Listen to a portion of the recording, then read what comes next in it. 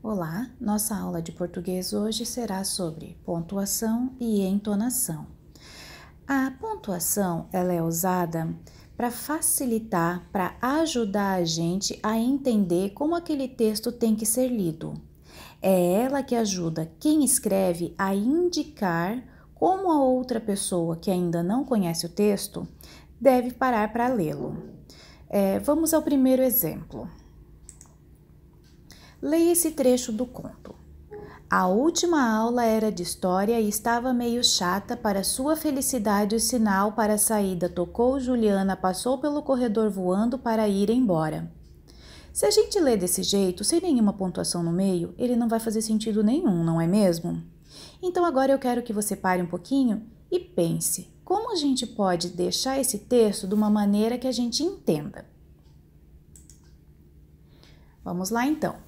Agora leia esse mesmo trecho com a pontuação adequada. A última aula era de história e estava meio chata. Para sua felicidade, o sinal para a saída tocou. Juliana passou pelo corredor voando para ir embora. Note que a prof acrescentou vírgulas e ponto final. Veja como esse texto agora faz sentido para quem está escutando ou para quem está lendo. Para a gente poder reproduzir na língua escrita os inúmeros recursos da fala, a gente pode contar com uma série de sinais gráficos, que são denominados sinais de pontuação. São eles: ponto final, interrogação, exclamação, reticências, dois pontos, ponto e vírgula, aspa, parênteses e travessão. Nossa, quanta coisa, né?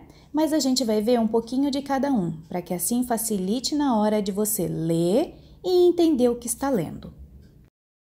Alguns sinais de pontuação servem profundamente para marcar pausas, o ponto, a vírgula, o ponto e vírgula. Outros, porém, têm a função de indicar a melodia, a entonação da fala, como o ponto de exclamação e o ponto de interrogação. Vamos conhecer agora um pouquinho sobre o ponto final. O ponto final é o sinal de pontuação utilizado para marcar o final das frases declarativas. Ele é o ponto que indica uma maior pausa, quando a gente encerra um texto escrito.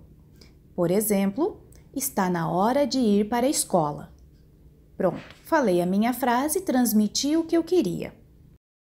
Interrogação. É usado para marcar o final de frases interrogativas direta. Ele nunca é colocado numa pergunta indireta, ok? Nesse exemplo que eu trouxe é uma interrogação direta. Você não está esquecendo de nada? 3. Exclamação. É colocado após determinadas palavras, como as interjeições, e no final das frases enunciadas com uma entonação exclamativa. Ele vai mostrar coisas como entusiasmo, alegria, dor, surpresa, espanto e até mesmo ordem. Por exemplo, ah, Juliana, você não obedece mesmo? Nota que a frase parece que tem uma melodia? 4. Reticências. Elas servem para marcar uma interrupção na sequência lógica da frase. Ela pode ser usada com a intenção de permitir que o leitor complete o pensamento, ou então que ele entenda que a pessoa que fala no discurso está nervosa ou insegura. Como, por exemplo, eu vim embora. Acho que... Nesse trecho, permite que o leitor imagine o que vai acontecer depois. 5. Temos agora os dois pontos. Os dois pontos são usados para dar início à fala ou alguma citação de outra pessoa. Por exemplo, sua mãe chamou-a carinhosamente. Depois dessa frase entraria a fala da mãe. 6. Travessão. Já o travessão vai completar os dois pontos. Ele vai estar no início da fala do nosso personagem. Querida, venha jantar, eu fiz o seu prato predileto.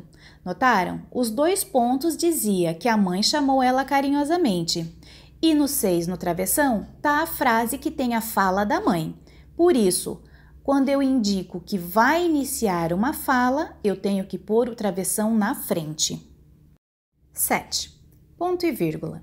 Ele marca uma pausa mais longa do que a vírgula. No entanto, ele é menor do que o ponto. Ele não finaliza a sua frase.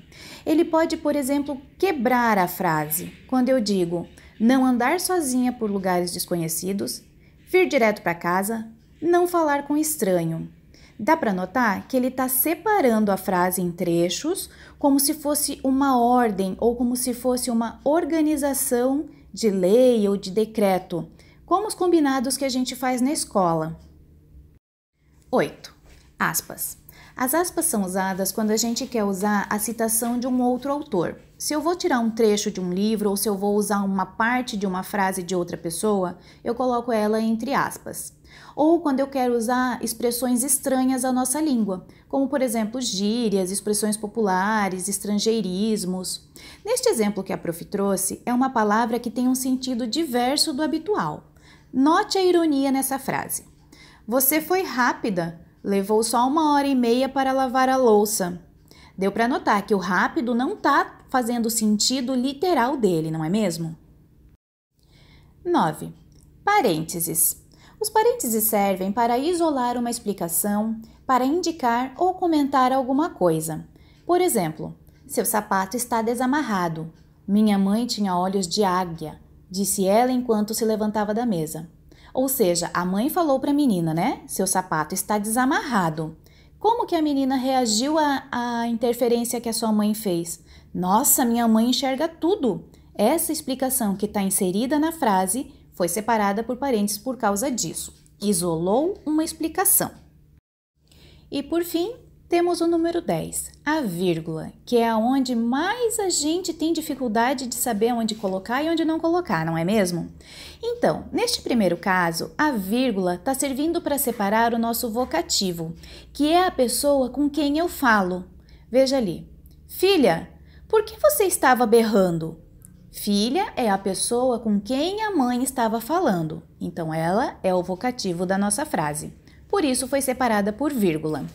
Na segunda frase temos uma explicação de quem é o nosso personagem. Veja, Juliana, uma pré-adolescente, se achava gente grande. Por que uma pré-adolescente está entre vírgulas? Porque ele explica quem é a Juliana. No nosso terceiro exemplo, Juliana, sua avó e sua mãe sempre saem juntas. Neste terceiro exemplo, a prof trouxe uma lista de pessoas, digamos. A gente está separando pessoas por vírgula. Juliana, sua avó e sua mãe. Quarto exemplo. Acordei, tomei café, escovei os dentes e fui para a escola. Neste caso, a vírgula também está fazendo uma lista, mas agora é de ações. A ação de acordar, tomar café, escovar os dentes e ir para a escola. E no quinto exemplo, Joinville, 2 de junho de 2020. Neste quinto exemplo, a vírgula foi usada para separar a cidade de onde eu falo e a data em que eu me encontro. Sempre que a gente for colocar uma data e o nome do lugar, tem que separar esse lugar por vírgula, ok? Bom, pessoal, é isso aí. Espero ter ajudado vocês, ter esclarecido um pouquinho sobre a pontuação, ter diminuído as dúvidas de vocês e lembre-se, se precisar, me chama que eu te ajudo, ok? Beijos!